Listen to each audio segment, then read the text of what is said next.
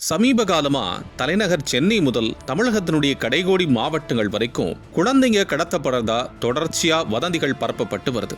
இது உண்மையா பொய்யான ஆராயாமலேயே சட்டத்தை கையில் எடுக்கக்கூடிய மக்கள், வடமாநில தொழிலாளர்கள், மூன்றாம் பாலினத்தவர்கள், மனநலம் பாதித்தவர்கள்னு பலர் மீதும் தாக்குதல் சம்பவத்தை அரங்கேற்றிட்டு வர்றாங்க.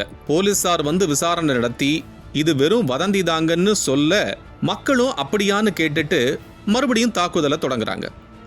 இது சென்னை மட்டும் இல்லைங்க, நாகை, திண்டுக்கல்லையும் அப்படி ஒரு சம்பவம் அரங்கேறி இருக்கு. திண்டுக்கல் மாவட்டம் கொம்பேரிப்பட்டி பகுதியில் குழந்தைகள் கடத்தப்படுறதா வாட்ஸ்அப் மூலமா வதந்தி பரவ அங்க சுத்திட்டு இருந்த மனநலம் பாதிச்சவர் மீது மக்களுக்கு சந்தேகம் வந்திருக்கு. இதுக்கப்புறம் அவரை மக்கள் சரமாரியா போட்டு தாக்கி இருக்காங்க. அதுக்கப்புறம் வந்த போலீசார் அவரை அங்கிருந்து மீட்டு மருத்துவமனைக்கு அனுப்பி வச்சிருக்காங்க.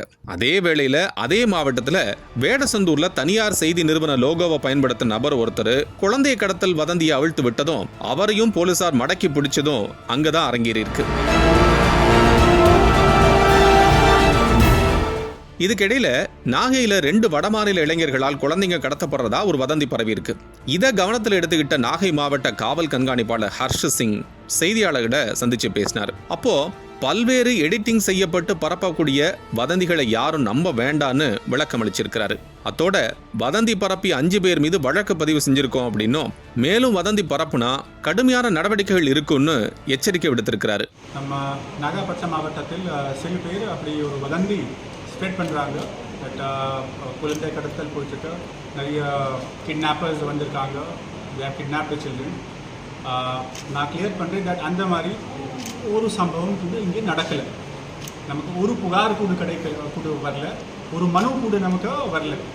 So this is pure rumour, baseless rumour. என்னுடைய ரிக்வெஸ்ட் ஒரு வேண்டுகோள் to all the parents, all teachers, all school children, இந்த மாதிரி வதந்தி நீங்கள் நம்ப வேண்டாம். போலீஸ் காவல்துறை உங்களுக்காக 24 மணி நேரம் இருக்கிறாங்க.